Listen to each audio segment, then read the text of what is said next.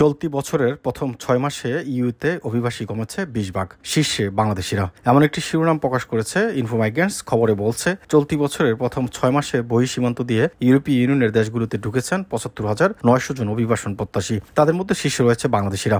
ইউরোপীয় ইউনিয়নের সীমান্ত সুরক্ষা সংস্থা ফ্রন্টেক্স এই তথ্য জানিয়েছে।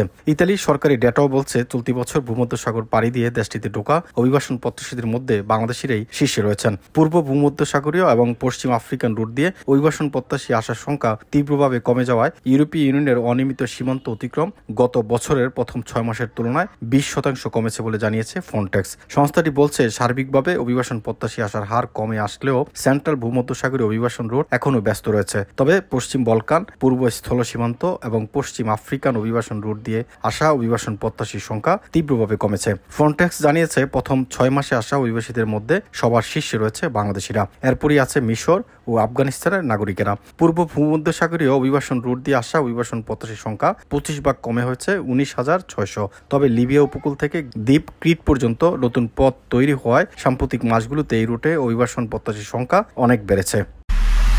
এমআইবি সংবাদ ও সংবাদ সংশ্লিষ্ট অনুষ্ঠান দেখতে ভিজিট করুন www.mibtelevision.tv ও facebook.com/mibtelevision.tv এবং সাবস্ক্রাইব করুন youtube.com/mibtelevision এ। এমআইবি টেলিভিশন, সত্য খবর, সঠিক খবর।